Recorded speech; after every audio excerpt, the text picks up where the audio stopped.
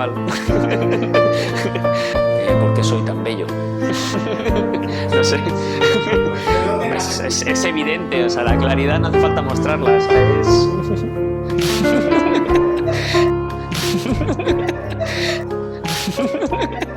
sea, probablemente nació de haber tenido grandes maestros, de haber tenido buenos profesores, porque hay ciertas personas en mi vida que me han marcado, y algunos han sido profesores, y de un modo tal vez inconsciente. Yo además me elegí la carrera de filosofía,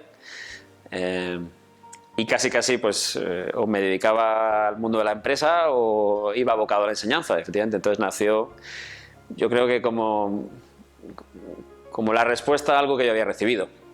Quise dar lo que yo había recibido, a lo mejor de un modo. Y bueno, entonces doy clase en secundaria también, porque la asignatura de filosofía solo la entienden, vamos, se empieza a dar a partir de cuarto de la ESO en este caso. Y bueno, también siempre he pensado que es más fácil dar clase a los que son más cercanos a ti. Yo cuando veo a algún profesor de infantil o de primaria me parece una labor extraordinaria, porque al menos nuestros alumnos se parecen más a nosotros. Pues dos cosas probablemente. Dar clase, o sea, dar clase, cuando estás en la clase es cuando más disfrutas. Yo siempre digo que cambiaría una reunión de departamento por 8 clases, si hubiese.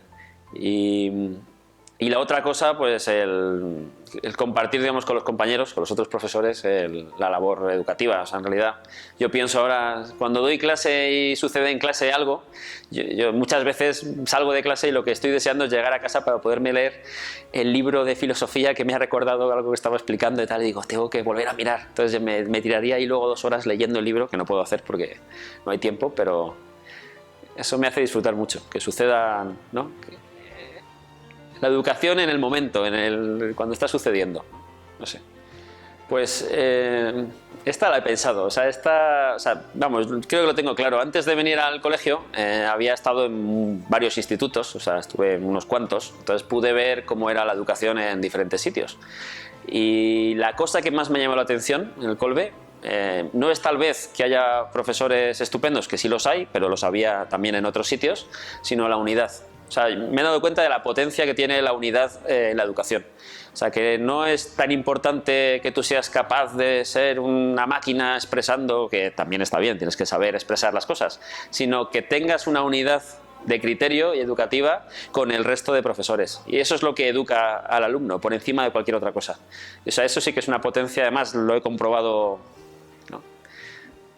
Y la otra cosa que yo creo que he aprendido, bueno, he aprendido muchas, pero no, sabía muchas ya, pero he aprendido, no.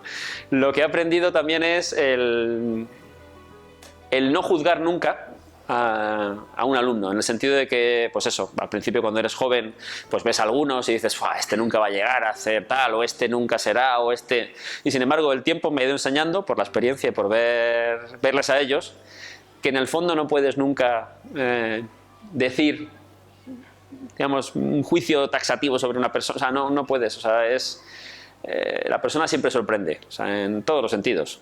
O sea, entonces, bueno, esa es la otra cosa también que he aprendido. Bueno, una anécdota con una compañera es muy sencilla. Una compañera que tenía que dar, en este caso, religión. Entonces, éramos 2 profesores que teníamos cierta experiencia, y entonces nos dijeron, mira, esta compañera que va a empezar ya, entonces por favor les asesoráis. Entonces en junio, cuando ya había terminado el curso, pues nos juntamos con ella y dijimos, venga, vamos a explicarte qué tienes que hacer. Entonces yo lo que cogí fue, no cogí la programación de religión ni la conferencia episcopal, cogí directamente el índice del Concilio Vaticano II, me apunté todos los títulos. O sea, cogí libros de todo tipo, el folclore en Córdoba en el siglo XVI, todo. Hice un listado, algunos incluso en latín, y entonces llegamos todos seriamente. Al despacho también estaba el director. Bueno, vamos a hacer esto, fíjate, aquí está, te he puesto el programa. Ella lo vio, lo cogió en silencio, empezamos a leer. Bueno, aquí, como sabrás, el compañero y yo, pues esto, hombre, tú lo diste en latín este año. Sí, sí, lo he dado en latín, pero hombre, conviene que aquí y tal. Bueno, fueron media hora de una cosa tras otra. La compañera cada vez más pálida. Bajamos a la biblioteca, al final empezamos a coger todos los libros que había, los más raros del mundo. El marxismo en la historia de la humanidad a través de los, yo qué sé, de la escultura y tal, todos. Y este viene muy bien, llévatelo, porque bueno, al final ya la carcajada no pudimos aguantarla, o sea, al final, ¡ah! Y ya, desde siempre nos lo recuerda, ¿no? Y luego de alumnos, pues, o sea, si cosas que de repente se te ocurren para ilustrar, pues nada, como explicando qué significa el uso razonable de la razón, el uso adecuado, pues en este caso, en lugar de explicar el ejemplo, lo puse en práctica. Entonces, pues llegué a la clase con la mochila y en cierto momento, pues haciendo un poco de teatro, me detengo y digo, ¿estáis escuchando? ¿Oís lo que yo oigo? Entonces, pues eso, cogí la mochila, miré, salí corriendo, simulando que tenía una bomba o algo así, y la tiré por la ventana. O sea, previamente me había asomado a comprobar que no iba a aplastar a ningún niño, pero tiré la mochila por la ventana, salí corriendo, claro, en la clase en silencio, todos mirando. Entonces, por ejemplo, es una de esas cosas que luego, si explicas bien qué significa, es un ejemplo que queda para siempre. Los antiguos alumnos me siguen recordando, ¿tiraste la mochila? Y yo les pregunto, ¿pero y sabías por qué? ¿Entendías? Y si se acuerdan de por qué motivo era. Entonces, yo qué sé, es un ejemplo muy tonto, pero... Joder, es que esto es difícil. O sea, esto es difícil y esto hay que pensarla. O sea, educar es transmitir la pasión que vives, se podría decir así. O sea, quiero decir, es... Claro, y en mi caso es gracias a que he visto personas apasionadas que expresaban o sea, que tenían una mirada amplia sobre el mundo y transmitían la pasión por lo que hacían y entendían que las cosas tenían un significado y tenían un valor. O sea, es tratar de transmitir eso que tú vives y que has vivido, que has transmitírselo a los alumnos. La ventaja, o sea, en el fondo es mostrarles el mundo. O sea, quiero decir, aquí la ventaja que tenemos es la propia realidad. Dice Platón en el banquete que la belleza es el resplandor de la verdad. Y en ese sentido la belleza y la verdad son dos aspectos de una misma realidad.